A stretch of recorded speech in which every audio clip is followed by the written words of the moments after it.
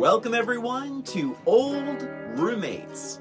Today on the show, we revisit 1985's Fright Night. So, take a good long look at the neighbor next door and have a seat. The episode's about to begin.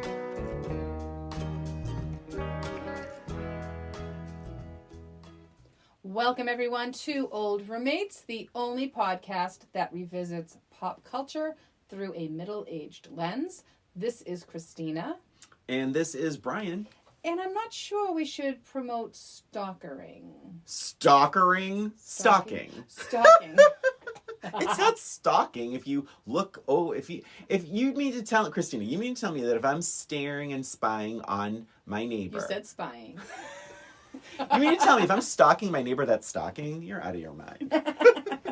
Anyway, happy Halloween. Happy Halloween. Yeah, happy Oh my Halloween. God, I was just going to say, that. do so at your own risk, listeners. Oh my God, I was Follow kidding. Brian's advice at your own risk. We at Old Roommates do not necessarily reflect the When do you opinions. ever do this? I feel like, oh my God, I feel like I'm kidding. kidding. I think I'm always the one that gives these like warnings with things you say. Well, it is Halloween, Oh, so yeah, maybe I'm doing a little switcheroo. Oh my gosh, all I said was checking on your neighbor. Happy Halloween. Happy Halloween. Thank you. So we're going to begin this episode, as we always do. And we are going to take a peek into the past. And the peek in Brian's past. Brian, tell us about the first time you watched Fright Night. So, definitely didn't see it in a movie theater. So I probably saw it on HBO or on VHS or something. I've mentioned this before. My sister is definitely the horror movie fan. Yes. I am not. But Fright Night, I feel like I think I've only seen it once when I was very young, but I remember being like kind of intrigued by it in the beginning, and then somewhere along the plot, I thought it was like almost complicated, and then it got goopy and gross, and with the dog and all this stuff, and I sort of I obviously watched the whole thing. I remembered it, but it was like I just it was just goopy, and I'm not a fan of like gratuitous like gore goopiness. Sure. And then so it was not a favorite. I never went back to see it again, but I think I really like the beginning of it, like the mystery sort of, and some humor, some funny parts too. But then it just became like a full-on grossness movie, and that was like my then. How about you? So I also did not see it in a movie theater. I definitely saw it at home on HBO or whatever. What's interesting about this movie, Brian? Yes. Okay. I remember liking it. I do remember feeling the same kind of way. Yeah. But when we decided to revisit this, it was funny. I'm thinking about it, and I'm like, I originally was thinking it was more of a comedy than a thriller. Yeah. And then the more I thought about it, I'm like, wait, I actually think it's a thriller. I'm not sure it's a comedy. And then I couldn't figure it out. I'm like, I can't wait to watch this movie to figure out if it is actually a comedy or not. Yeah. But my initial thought was, it's a comedy. There's an energy to it that feels like, yeah. So, well, yes. Yeah, but I mean, I remember liking it. I didn't remember a whole lot about this movie. I also just saw it one time. Yeah. And I remembered certain characters. I remember the characters actually pretty clearly. Yeah. The plot was a little bit shaky for me. Yeah. Not necessarily the beginning, but like we all knew it was the neighbor, blah, blah, blah, blah. But how it moved on was a little bit shaky for me. But, I mean, I liked it. But again, I was kind of thinking more along the lines of a comedy and not like a horror movie. Yeah. So when did you end up watching it? I did watch it a few weeks ago. Really quick, this was written and directed by Tom Holland, who I believe directed Child's Play. Yes, I was trying to figure out who else we watched. I remembered watching a movie from Tom Holland. I couldn't remember what it was. But so Child's Play I think was a few years after this. What's so funny, my immediate notes, and it makes sense that you thought it was like, you remembered it almost as a comedy, because the first thing I said to Carl when it was over was like, wow, this plot is so simple. I remember this being young. I remember this plot being so complicated. Like, oh, the girlfriend is actually resembles his dead wife from a million thousands of years ago, and da da da da. And I'm like, you know, and then it's like they're in the dance club and he's there, but he's not, and da da da. And then the Roddy McDowall character is an actor, but can he really do what he can do? But then through my middle-aged lens, I'm like, this is the most basic story in the world. And also, but I think, and in some ways it's a plus and a minus, because it starts immediately.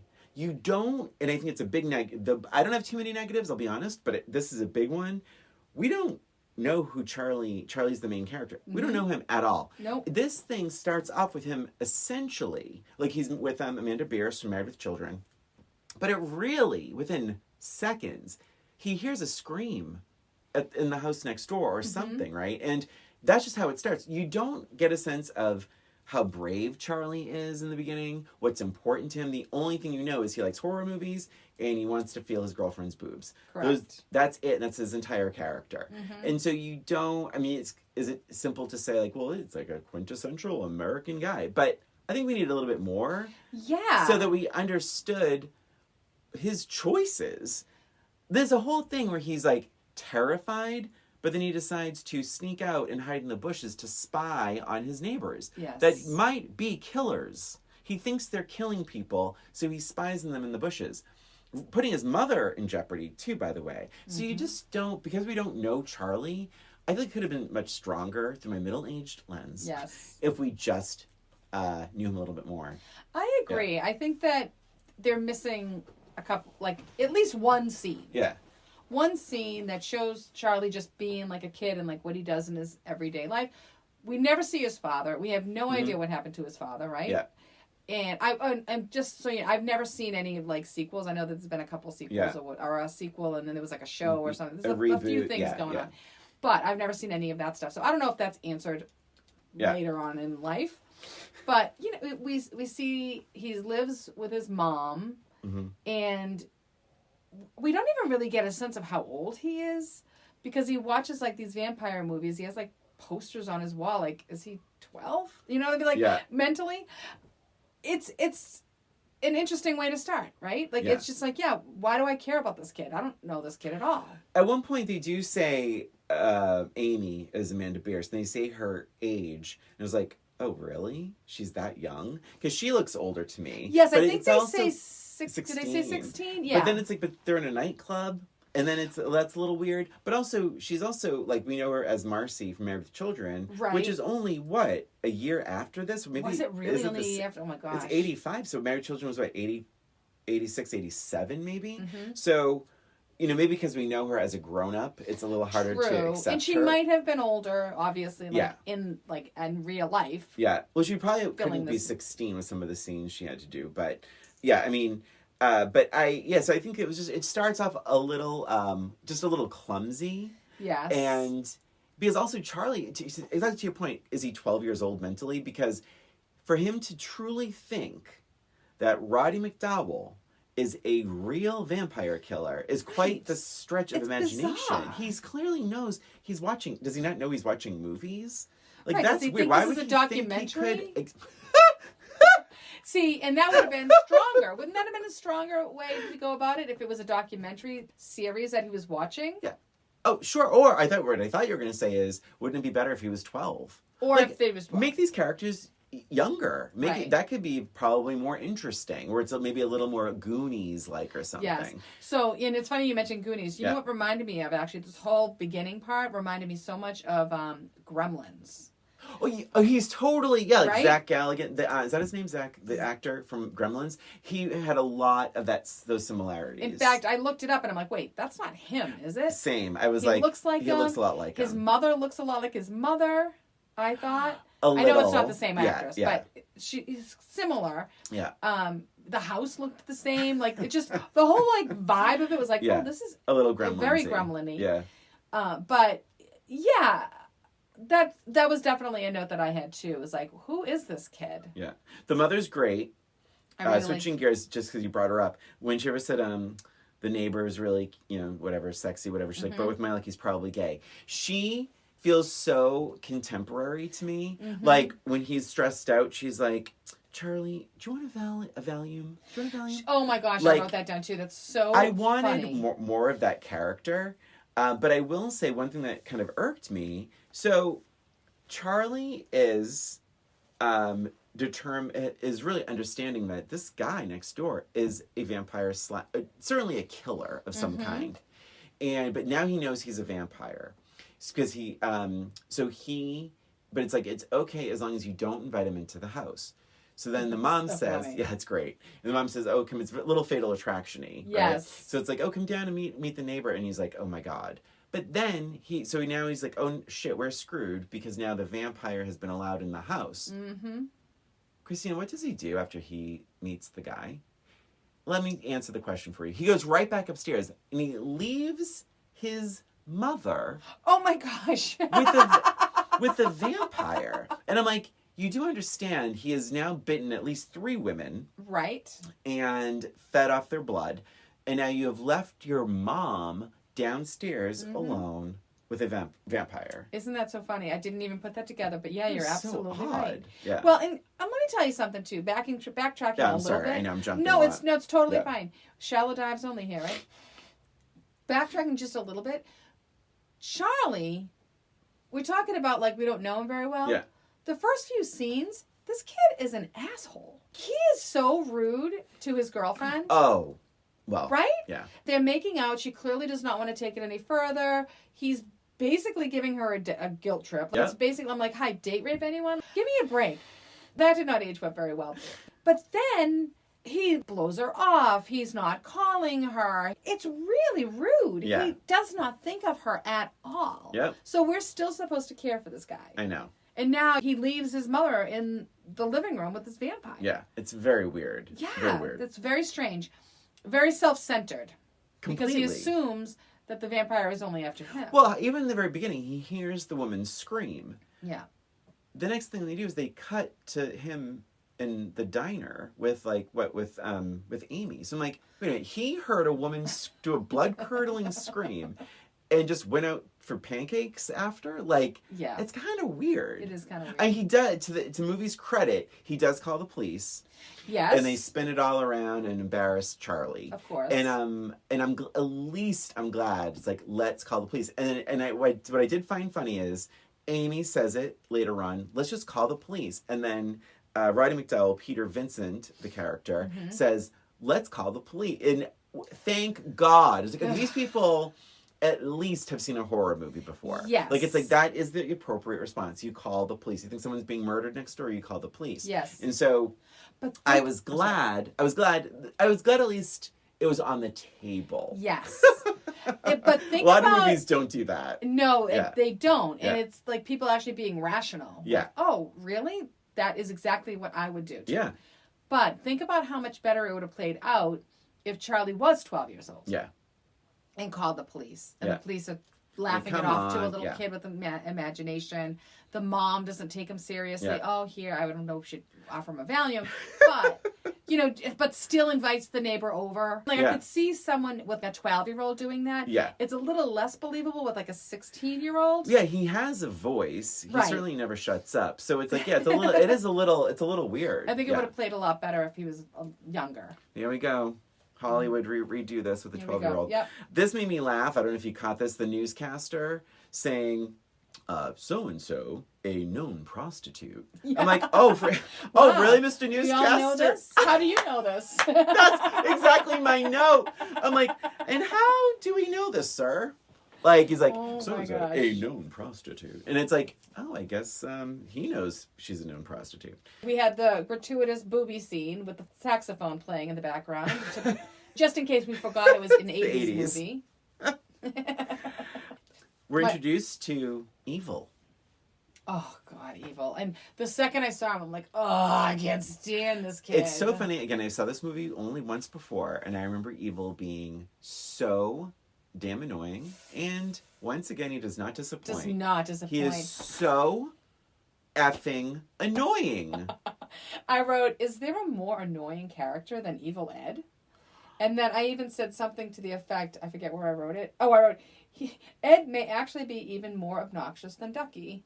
Oh, yeah. Oh, he definitely gives Ducky vibes. Yes. And at one point I wrote, what exactly is wrong with Evil? Like, the laugh, the voice, it's so bizarre. And we don't really know where the do we know why he's called Evil? Do we even know? No, but he does say at one point, he says, "Stop calling me evil." Oh, okay. Which I had forgotten about. Yeah. But like, so this is supposed to be a friend of his who calls him something he doesn't want to be called. Yeah, good friend. Which is weird.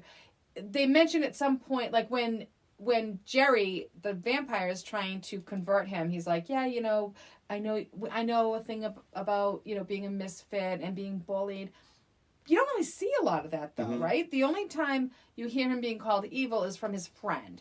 Yeah. I think, again, another scene, maybe of him being teased or bullied, would have at least established him a little bit, given him a little bit more sympathy. Right now, he's just this obnoxious, weird kid with an awful voice and laugh, and just, there's nothing that would make me want to hang out with this kid. Yep. Ever. Yep. Ever. Again, the note bears repeating that shortly after we meet Evil, so Charlie is brazen.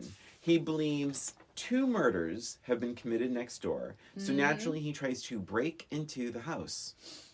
See, this is when, like, I appreciate the adventure of it all. Yep. But this is when it's like, I wish we knew Charlie a little bit more.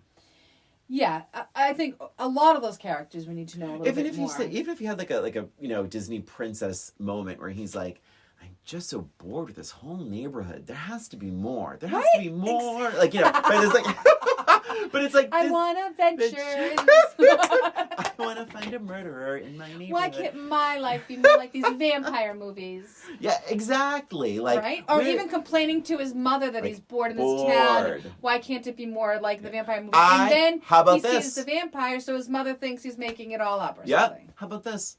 I want to go live with Dad in the big city where it's dangerous and exciting. Yeah. 2 lines of dialogue, folks, that would have given Charlie a better backstory and more of a reason to behave the way he behaves. Right. Absolutely. Poor. We could come up with a half dozen of these. What if he was grounded? Effective immediately. Old roommates will be rewriting Fright Night. That'll be our next podcast, I think. The rewriting of our favorite movies. But how about, you know, he got in trouble because he was, you know, maybe he's a little bit of a troubled kid, and then he gets grounded. Yeah. And then he sees the vampire, and they think he's just trying to get attention because he was grounded or something. I mean, we could have done a million different things. We did a revisit somewhat recently about this very thing where it's like, oh my God, it was Child's Play. Oh my God. Oh my God, it was. We were talking Holland. the same. It's a Tom Holland. It is. It's a Tom Holland issue. Because we talked about in Child's Play Sorry, where Tom, Andy... if you're listening. We won't hashtag him on this one. Where Tom Holland, Child's Play, where Andy...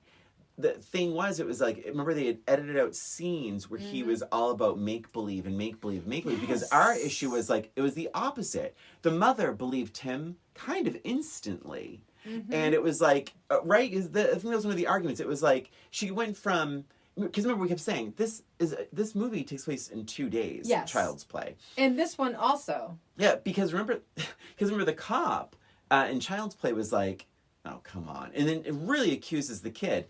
And only when that happens, the mother's like, oh, maybe he's right about the doll. It's weird. Because remember, she checks the batteries. Right. She's instantly suspicious. So it's like, it's almost the opposite here. Mm-hmm. I don't know. And it makes less sense because the kid's older. So it's just a clunky, it's a little clunky. It is a little clunky. Yeah. I got to tell you. Yeah. The other thing I thought was really weird and dumb, he is this vampire show expert, right? Like, he watches vampire movies. This is his thing. So why does he have to go to Evil Ed to find out how to protect himself from a vampire? Brian, I am not a vampire expert. Just so you know, I am not. I still know how to protect myself from a vampire without being a vampire expert. Yet he feels like he needs to go to his friend Evil Ed and say, how am I going to protect myself? Yeah. Oh, okay. A cross? Oh, really? Across? Oh garlic. my gosh. Yeah. What? Yeah. Weird. Holy That's water? I know those 3 things and I'm not a vampire expert. That's a really, really good note. It's weird. I didn't note that, but you're exactly right. All this kid does is watch horror Right. vampire How movies. could he not know this? He should be better prepared. And who's going to Evil Ed for advice? See, you know what? This is just supporting it even more. Like, this character is young. Like, he's 12. Yeah, he's 12. We're just going to call him 12 from now 12. on. Okay. And then I just wrote the next one was like, didn't he tell his mother that he thought Jerry was a vampire? Mm-hmm. So why would she invite him over like that? Because she is a single lady. Oh, and I got to tell you, let me tell you something. Oh, Chris Sarandon does it for you? Oh, my God. My. I didn't even know how much I had it for Chris until I saw this. Really? Again, like as a here we go, middle-aged. I keep doing this midlife crisis. I don't know. Maybe I'm in the middle of one. Oh I've made that mistake several times in this podcast in the recent weeks. You're struggling right now. I am. See, I mentioned Chris, but let me tell you something. Yeah. As a middle-aged woman, watching him, I'm like, whoa, baby. You would invite him in also. If Emily was like... I would probably succumb to being a vampire for this guy. He was very sexy in this. Did you find him to be sexy? That word. Succumb? Why? Because it's too close to cum? It is. Succumb, actually. Oh, holy shit! And you're talking about a vampire. Well, sorry. I think it's very appropriate. Once again, earning that explicit... Suck, and then I would... Oh, my God. Oh, my God. Christina, you're a mother. Oh my God. But did you find Chris Sarandon sexy? No, but I like the other guy. I liked Really? I liked Billy. This is why we're best friends. Yeah, we would never fight over the same guy. No, I liked Billy. There's something very homoerotic about Billy as well. Interesting. Did you get any of that? A little bit, him? Not too much. Well, but a little even bit. the way he like caters. I mean, obviously he's like he's he's Renfold and the whatever it is. Like he's the familiar, right? Yes, like he's the familiar. What We Do in the Shadows. But then you find out that he's not really human because he doesn't die. But so get this. So I was a bit confused by Billy and what he was and how he deteriorated and all Correct. that. Yeah. So apparently the idea with familiar, and I'm not like Billy. Like Charlie. I am not a vampire expert. But what I understand is that a familiar makes an agreement to be the slave servant of a vampire in exchange for like a couple of the powers that the so for example I think I'm so glad you know Billy, all of this stuff about Billy vampires. I think was made essentially into a zombie, right? Because he can't be killed. Yeah, I would have considered him a zombie like qualities, and in exchange he doesn't have to die, and he caters to Jerry, yeah.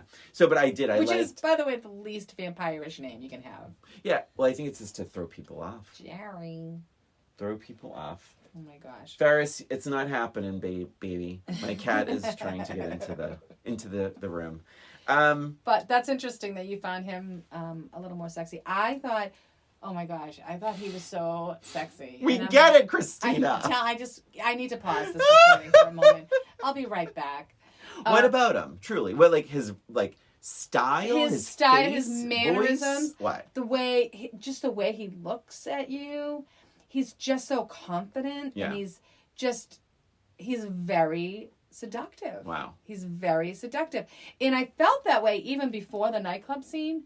But then in the nightclub scene, I'm like, oh my God, I'm getting Jareth vibes from Labyrinth. Yes. During that, that whole scene where he's there and he's not there and she's curious, and then he, they start dancing. That was totally a Labyrinth scene.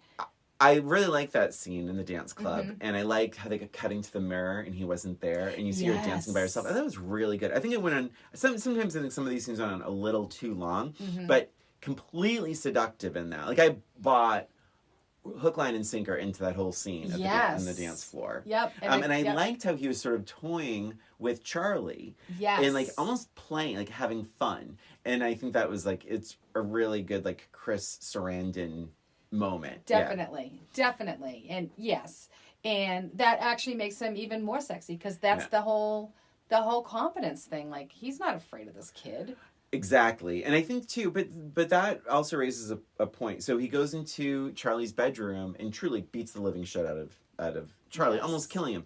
And he says, if you make a noise, I'll kill your mother. Okay? Mm-hmm. But what I don't understand is why not just kill them both? Yeah, why is he trying to make a deal? Right. Here? Charlie has no power. Like, there's clearly quote unquote, a serial killer lost in the neighborhood, and he's killing these women, known prostitutes. Isn't that right, Mr. Newscaster? So, like, I could see his wife. How did you know? So then the question becomes, what's 2 more deaths? Right. I don't, like, that's what I don't. Why does he, yeah, exactly. It's one of those things where, why does he feel like he even needs to make a deal with Charlie? Unless it's like, which is, again, a problem with the script, unless it's like so we can get closer to Amy. But he already knows Charlie doesn't trust him. He hadn't met Amy at that point. Amy at that point. Okay. Huh. By the way, little trivia, that was Chris Sarandon's idea. He wanted to humanize Jerry a little bit more. So he said, what if we had that his girlfriend looks a lot like one of his old wives. I liked that twist. Yeah. I did like that twist. It gave it a little more heft. I wish there was a little bit more information about his previous love. It's very like, oh, there's a picture of her that must have been his wife. Like, it just seemed a little bit odd. Yeah. But I did like that it showed a little bit of vulnerability on him as well. Like when he was seducing her. Yeah. It did. I mean, that made him even more sexy. In case you didn't realize, I thought he was a bit sexy. But yeah, that whole like vulnerability, and I appreciated that part of it. I just wish there was a little bit more of a background on the picture. Yeah, I understand. I think one thing I read about the behind the scenes is that everyone had a blast making this, and like the vibe was really light and fun. And I guess at one point, Chris Sarandon was in makeup for like 4 hours getting the full vampire treatment. And they're like, I'm really sorry, we have to bump that scene to tomorrow. And he was like, okay. And Charlie, did I write his name down? William Ragsdale was like, he couldn't believe how professional and kind Chris Sarandon was to everybody. Because he said, he had a lot of tough stuff to do, but he never complained about the makeup, never complained about, all the stuff. And that the set was a pretty fun, welcoming place to be, and that the director was really open to ideas, which is not always the case. Well, that's nice. On movie sets, yeah. Roddy McDowell, I thought he was good. Great. Yeah. I thought he was actually great. Yeah. Really good balance. Although he himself, I think this is a middle-aged lens. When I was young, he creeped me out as much as Jerry. He has a creepy look. He has a creepy and his factor facial for sure. and his facial expressions, I think as a kid, it can be a little disorienting, I guess. But well, he's like a Vincent Price. Totally. Right? And it's like the voice and it's the hair. And the hair looks like fake gray. So like he's wearing makeup. Like he has a creepiness to him. Which made really good casting on Tom Holland's part. I feel like he is the type of guy that would have a vampire show. You know what I mean? Like it just looked... Well, they wanted Vincent Price. Vincent Price felt that it would be almost too much of a mockery of... Because I guess at that point, Vincent Price was only getting offered roles like this, where they were sort of poking fun at him. And he's like, that's almost too much. And so he said no, but the director and the writer was Tom Holland was so sort of infatuated with this idea that he renamed the character with the last name Vincent in honor of Vincent Price. Love it. Yeah. I love it. But he was really great. I loved his revelation when they visit him, and everyone's like, Charlie's crazy, blah blah blah. We'll pretend that we're doing the test and prove him wrong and all that. And then they're leaving, and he breaks the mirror and notices this. Oh, he sees that there's no reflection. Yes. And then breaks the mirror. I loved that whole part of it. Yeah. I thought that was really great. Mm-hmm. And I love that he's like, I'm out of here. Like, I really loved his performance. I loved his character. Yeah. it seemed very real that he just didn't want to be involved. Who cares about the kids, right? He's just like, nope, I'm fearing for my life. I will say, when I was younger, that scene with the mirror, I remembered it like, and again, only saw it once, like it was yesterday. That is such a great scene because you feel so bad you actually feel bad for Charlie, like, oh, come on. And he holds up the mirror and there's no reflection. And I think as a how old was I?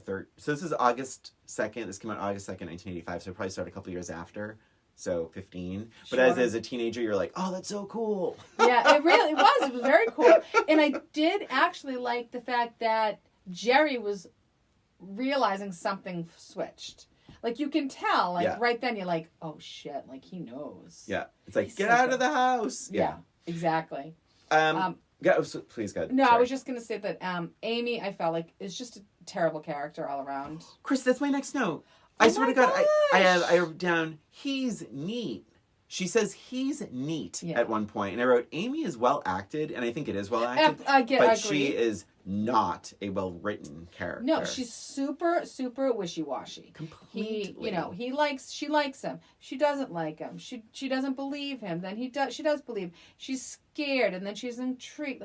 It's like, pick a side. What if there was even just like something where Chris Sarandon did this little, like, twinkle, twinkle, twinkle in front of it with his fingers. And truly hypnotized her. Yes. Then you can have more fun with the character of Amy. I will say the makeup of her face, when she turns into, is wild. I've never seen anything like it since either, with a crazy, gigantic mouth. I think that's really cool. I was impressed, and you know how I am with special effects with the 80s.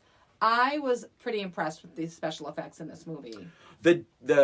Sorry, go back to Amy. That was all I was. Oh, I was sure? Just, I was. That's all I really said about her. It's just basically she's very wishy-washy, and it just, what is it, Amy?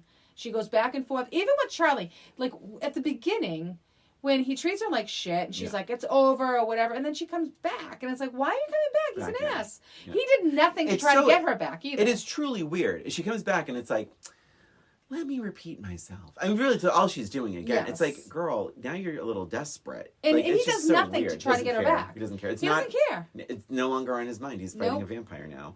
But I completely agree. The wishy-washiness, it's not a strong character, I think. But I do think Amanda Beers does as much as she can. I agree. With it. She did. I do think the acting in this is pretty it's pretty strong. Good. It's pretty good. Yeah, the mom, I just thought was the best thing in it. So speaking of the special effects, that whole thing with Evil transforming, I guess, out of a dog, right? Yes. It's a good and a bad for me. I think it is done so incredibly well. I also think it takes about an hour and a half. Like, it's just it does take a long time. Yeah. But it's really done well. Yes. But, it's just like, okay, we get it. We've all seen Teen Wolf. Like, like, we know what happens. Yes. Like, because the other thing that happens, too, is, like, the tone sort of changes. You start feeling really bad for Evil. Because it's like, this is not his choice. And you're essentially watching him die. But at the same time, you're kind of glad. No, you are. No, but it's like, but that's what I mean. It's like, he's such an annoying character, but this scene is so long that it's like, you're like, oh God, this is just fucking sad. It's a very long scene. The tone changes. I really felt uncomfortable with him, like, killing the dog. With a wolf or whatever it's supposed to be. I just don't like animal violence in general. Yeah. So I just felt uncomfortable. I get that they had to do it that way. And yes, I agree. It was a very long scene, but I thought it was very effective that he turned back into Evil. What about the never-ending story, though? Because when he kills the Nothing, and that's pretty bloody. That's true. And does it matter because he was like a pure villain? Maybe. Right. Interesting. I see how it goes. I don't know. Did you see... I was still reeling from the horse. The horse, I know. Did you see the string... Going back to Fright Night, did you see the strings on the bat? No, I did not. Oh my God. I'm not surprised. So I had to look it up. And like, those strings are so obvious on this bat. The bat itself is cool. The strings are not. And so I looked it up, and apparently it was tough because the puppeteer, there's like, obviously someone's like, working this puppet, but in order to have it look really realistic, the puppeteer kept getting in the shot. So they had to set up other contraptions to make this bat work on its own without the puppeteer, but you just see it. Gosh. It's really not great. It's really funny. But the actual bat looks pretty cool. Yeah. Yeah. And I kept forgetting that he could turn into a bat. I'm like, just turn into a bat. It's very cute. Right. What else? What else? Yeah, the club scene I thought was Oh, great. sorry, yeah. What did I write? Peter being terrified. I think that's. Oh yes, he was. I really loved Roddy McDowall's character. Yeah. So we already said that. Jerry is super sexy. I said that many times during this. What else? Oh, I did feel like the special effects I thought were really good. They really are. The melting of Billy Cole was really, really well done. Oh my god! So gross. And that I will say, I absolutely closed my eyes when I was a kid. Like I'm sure that is rough stuff. Yeah, but it's really well done. And then do I have? Oh, I just have like one more note, two note. I loved the transformation of Amy. Mm-hmm. I think you talked about that also, but just the seductress. Yes. Seductress. Is that a word? Yeah. Seductress. The hair's long and all of that. I think that was really well done. And her mouth is so cool. And the mouth is very, very cool. Yeah. I thought it was an interesting. Because here's the thing. This is one of the things I forgot. I forgot that she actually turned into a vampire, which is kind of funny. It's like a funny thing to forget. Yeah. But then after she did, I was like, wait, do they actually kill her? Like, I couldn't figure out how that, like, worked out. So I thought it was a cute twist where they're like, well, if we kill him by sunrise, then she'll go back to normal. Yeah. And then that made me feel bad for Evil Ed. Like, oh, well, you already killed him. So, I thought that was really good. Mm-hmm. What was the other thing I was going to say about that?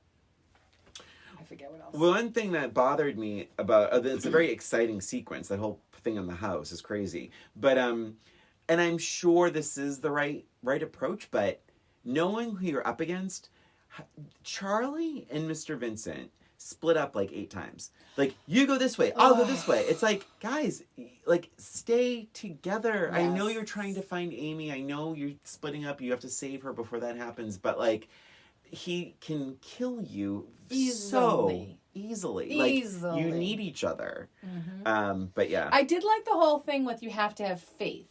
Yep. That's right. I liked that part of it. I thought that was really, really cool. In the fact that he gets faith and all of a sudden Jerry's like, oh shit. But I thought that was really good. I did feel like there were quite a few windows down in that basement.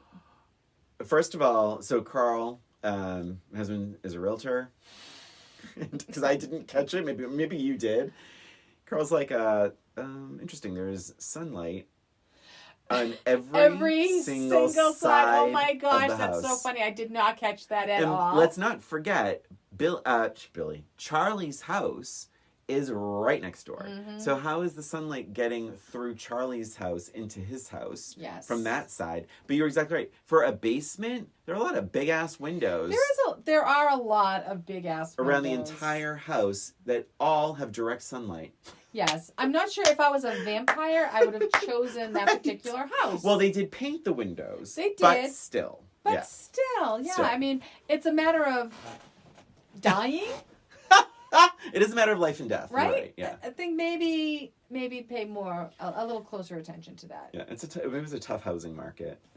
I wrote Billy as a zombie is so cool. I'm gonna be honest, that's kind of all my notes. That is all mine. I wrote Mom is working nights, which is mentioned. Yes, and I really miss her. I know. What a great character. But okay, so.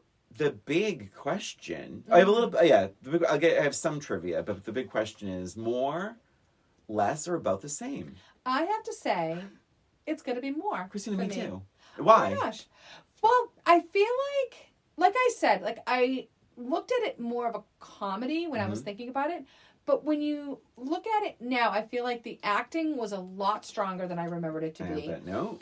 I feel like when I started watching it, I thought it was going to be a lot cheesier, and it wasn't. I felt like the special effects were really, really good. It was pretty tidy. Like the scenes went by pretty quick. It's an hour and a half. Was that what an It's hour 40 minutes? Longer, maybe an yeah, hour 45 40, minutes or something like that. Yeah. And I never felt like the scenes were too long or anything like that. I felt like it was a very enjoyable movie. Of course, Chris Sarandon being you may have mentioned that once or twice. I did like him in it. Even if like the script was trash, I think I would have still liked it because of him and his performance. Yeah. Mine is more also, and I just wrote, it's really fun. And it's fun. It's exactly, really yes. fun. Like, That's from my middle-aged adjective. lens, after seeing a lot of horror movies and movies like this in our lives, I'm like, this is one of the better ones. It is unfortunate, though, because the script could have been so much tighter and better and a bit more meaningful. Just the character development. Totally. That really was. The meaningful is a great word, too. Yeah. Yes, So, I agree. This is Tom Holland's directorial debut. Pretty good. Budget, $7 million. Box office, $25 million. So it made over 3 times its budget, which is great. The casting director, William Ragsdale, who plays Charlie, auditioned for Mask. Interesting. And was very, very good. And the casting director remembered William Ragsdale from his Mask audition, and because they originally were talking to Charlie Sheen for this, and they brought in William Ragsdale and liked him better. Interesting. Yep. And speaking about him, yeah, he didn't do too much, but do you know what he ended up doing? As far as entertainment wise? Well, there's Stephen Jeffries, who plays Evil. Is that what we're going to talk about? No, I'm talking about Williams. Oh, okay, then no, I don't. He was in Herman's Head. Remember that little sitcom? Oh my God, of course. Yeah, I looked it up. I didn't know that because I was looking at him like, did he do anything else? But yeah, he was. Was he Herman? He was Herman in Herman's That Head. is wild. Yeah. Yeah, I remember that show. But he didn't do too much aside from that. Evil, the actor played Evil, is Stephen Jeffries. You know what Stephen Jeffries went on to do? No. Gay porn. Oh my God, I was going to guess Did you know this? porn, Oh, really? Just because it seems like something he would have done. But not necessarily gay porn. But Now I he's was like, being is evil. he a porn star? He was a porn star. He doesn't do it anymore, but he's still, alive. Sam Ritter is his name. And only because I am so dedicated to this podcast, yes, I researched everything I could to find a Sam Ritter performance. Oh. And I was unable to. Well, you just have to try harder. Christina, please. This is not... This is not appropriate. Hey, maybe that's our next thing. We've never reviewed a porn from the 80s. Debbie Does 70s. Dallas is the most iconic. But I worked at a video store in the late 80s. And, but he didn't do it till the 90s. I couldn't even have access to it then. But curious. Interesting. Curious. I missed one note, which is kind of funny. It just says that when you're showing a movie before the actual movie, it was a very 80s thing to do. So the first scene we see when we open up, it's him watching a movie. Oh, right, yeah. A movie before the actual movie. It was a very, very 80s thing. Speaking of movies in general, the trailer for Fright Night was on. So I got it from the library because I couldn't find it anywhere. Same. So the DVD has the trailer as a bonus feature. It shows the killing of Dandridge, of Larry Dandridge. What? It shows it. It shows him dying. I'm like, what the hell is this trailer? Garbage. Remember how bad movie trailers used to be? Yes. Oh, I think I actually prefer them now, where they're so like slapdash and fast there's edited. just like a scene here, scene there. Exactly. Yeah. Because back in the 80s, like, we have to remember those, and even in the 90s, they gave away the whole damn movie. I'm so glad we don't have to deal with that anymore. I know. And then there was a 2011, to your earlier note, remake, and Colin Farrell had the Chris Sarandon role. What are your thoughts on that? Oh, I don't know. I might have to watch it. I do have a match game. I do too. Okay. Should I go first or you? Sure, you can go first. Well, Charlie's mom said, I kind of suspected Larry Dandridge was a vampire. The mailman told me he gets a ton of mail from blank. So, he's a vampire getting a ton of mail. Yeah. I kind of suspected Larry Dandridge was a vampire. The mailman told me he gets a lot of mail from blank. Okay. Ding. All right, he gets a ton of mail from... Funeral homes. Oh, shit. Oh my God, that's such a good answer. Thank you. Yeah, that's good. That's good. I like that. Damn, I have two, and then neither of them are those. I had Transylvania. Oh, funny. Yeah. And then the American Red Cross. Oh, good. Just Oh, for, God. like, Those blood. are really good, too. I was just thinking coffins. Oh, okay. All Like right, a let's hear coffin yours. salesman. Okay. That's pretty funny. So, That's really funny, Christina. Thank Good you. job. I like your answer better than mine. Oh, thank you very much. I like your question. That was a good question. Okay, so Charlie just can't catch a break. Oh, no. First, he has a vampire as a neighbor. Oh, no. And then, for Christmas, Uh-huh. his mother bought him a blank. Very easy. And I love it. Ding. This is also a good question. All right, what did his mom buy him for Christmas? And I want to be really clear. I would have the same answer if you hadn't mentioned it earlier. A gremlin. A mogwai! Oh, yeah, perfect. Yes. The official name. I had to do the official name because that's what the dad did. That's right. Oh, my God, that's so good. Yeah, that was good. Good stuff. That, folks. Oh, for Happy Halloween. Yeah, oh my gosh, yes, Happy safe, Halloween. Have a safe Halloween. A little friendly Halloween tip. This comes out on, this is Halloween. Yes. So it's, so there might not be time for this, but maybe have some non-food treats for your trick-or-treaters on hand. There's a lot of allergies and food sensitivities, and there's been some talk about this. And but yeah, try and buy some cheap little toys at your little stores, and just have it as an option for those that can't have chocolate and peanut butter and nuts. That's my little friendly, nice. my little friendly middle-aged tip. That is a very Halloween middle-aged tip. That is such a middle-aged. How about a toothbrush, Brian? Would that work? Oh my God, I got one once. I did too. It's Yeah. terrible. Don't do toothbrushes. Don't do toothbrushes. But let me tell you something. You know what the newest trend is? And I'm sorry if this episode is going too long.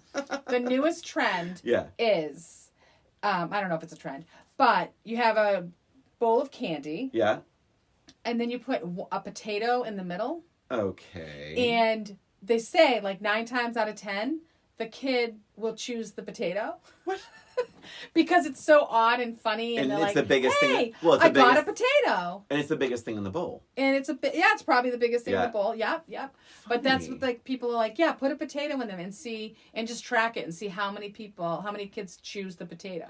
Oh my God, I've never heard that. It's so Try crazy it. because when you think about apples, and they used to do the whole thing like, oh, there's razor blades. Oh, and- right, raise it. Oh, yeah. So then why would you that's put a gonna be next. potato? I don't. I think it's just some weird, funny thing. Oh my God, that is so funny. Yes. So happy Halloween. Happy Halloween! And that's it for us and for this episode of Old Roommates. Thank you for listening. Please remember to follow us on Instagram or YouTube, where we have our episodes as well as a little extra. And if you have any questions about our show, any suggestions for movies we could revisit, reach out to us at oldroommatespod@gmail.com. Thanks again for listening. This is Brian. And this is Christina. Until next time.